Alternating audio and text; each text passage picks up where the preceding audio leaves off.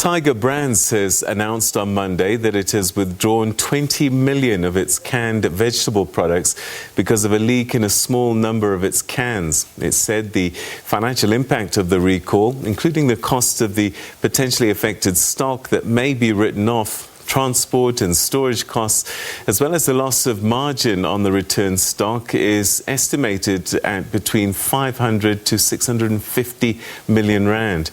Tiger Brands said that a leak in a can presented a risk of secondary microbial contamination after the canned products are dispatched into the marketplace. Well, to get a better sense about what all of this means for consumers, including possible health risks, we're now joined by international food safety expert Dr. Lucia Anelich. Thank you so much indeed for joining us and welcome to the program.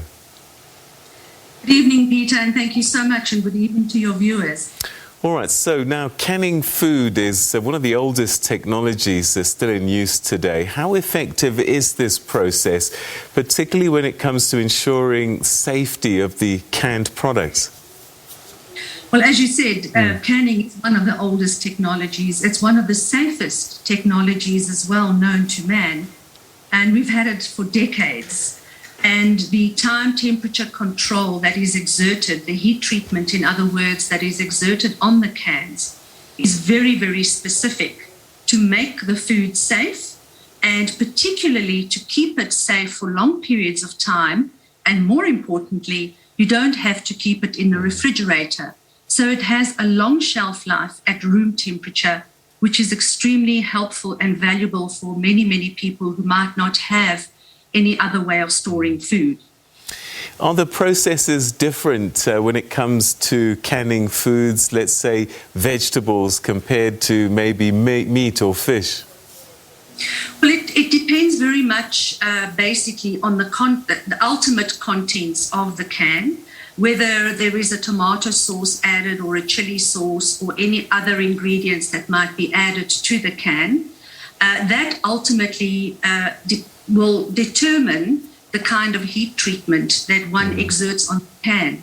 Furthermore, one has to look at the size of the can, the shape of the can, the volume of the can, and the density of the food that is placed in the can. One of the most important issues one needs to look at is the acidity of the contents of the can.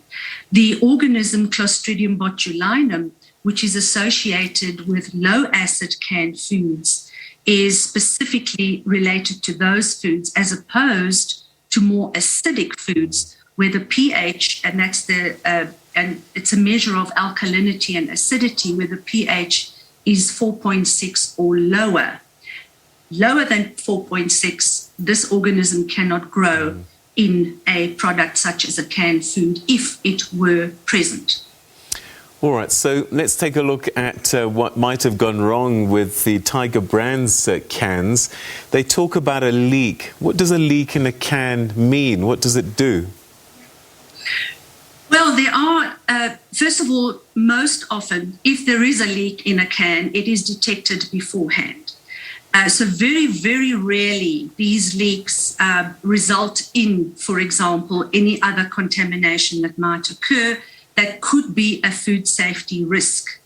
So where there is a leak in a can, and if it is rather extensive, then a decision has to be made as to whether it has to be recalled because it might be a food safety risk or not. If that is going to be a food safety risk, even if it is potentially a food safety risk, then that decision needs to be made. So what is a risk when a can leaks? What can happen? Well, as I mentioned earlier on, we distinguish between low acid canned foods and acidic canned foods. When there is a leak and it's a low acid canned food, the chances of, the risk is actually this organism that we call Clostridium botulinum. It produces a very potent neurotoxin called botulin, and if ingested, it causes botulism. The illness is called botulism, which is a notifiable disease in South Africa, by the way. However, the chances and the risk of this occurring in this kind of incident is incredibly low, almost negligible, because the organism is most often found in the environment and in particularly in soil. All right. So, how can one tell if there's a problem with a can? I mean, I suppose when there's a big hole, it's easy to see, but could there be small perforations or something that we might be concerned about? Well, generally, no. That's usually not the case. So, I don't think the consumers need to be concerned about canned foods on the market in general, because commercial canning is a very well thought through process. The equipment is specifically designed, and the post-processing handling of cans is also a very, very particular process, and those systems are in place. It's only when these very, very rare occasions occur that consumers need to look out for spoilage. Spoilage is actually the bigger issue rather than the actual food safety risk. So the chances of the food being spoiled via other normal spoilage bacteria is actually greater. And typically you might find blowing of a can. And of course, we always advise consumers never to purchase dented cans, because the dent could actually compromise the can.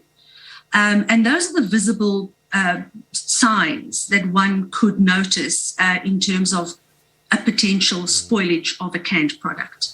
All right. I mean, thinking out loud then, I guess this is why we are advised not to keep foods that have, once you've opened the can, to keep the foods in the can for periods of time. Well, absolutely. It's also very important that once it's opened, you have now exposed that food to microbes in the environment and in the air that can actually land on the food in the open can. So it's really important to refrigerate that food once the can has been opened, if any leftovers are left behind.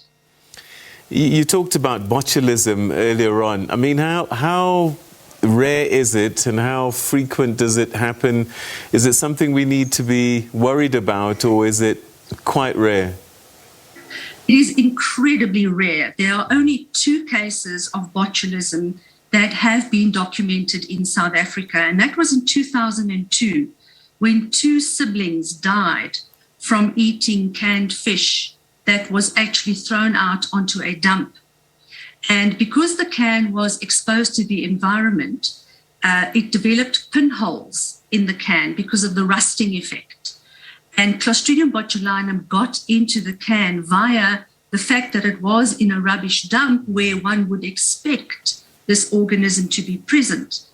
And it got into the can. The organism produced the neurotoxin botulin. The children ate the product, and unfortunately, they weren't in time to be saved. They didn't go to hospital in time, and they didn't get the right treatment. It's incredibly rare.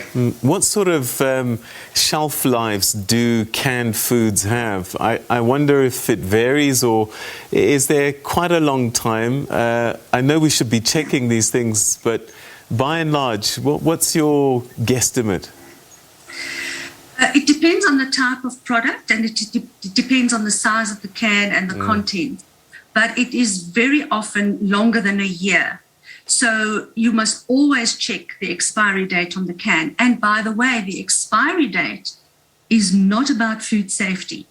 The expiry date is about the quality of the food. So color might change, or texture might change, or even a flavor might change. But certainly the date is not about food safety. All right. So whilst all of these products are being recalled, it's quite likely that not a lot have been contaminated, if at all. Precisely. That would probably be my best guess or advice related to. All right. We'll leave it there. Thank you so much indeed for joining us, Prof. Great insights, and good to have an idea of how some of these issues play out, and perhaps calm some of the panic. Thank you so much, Dr. Lucia. Thank you very much.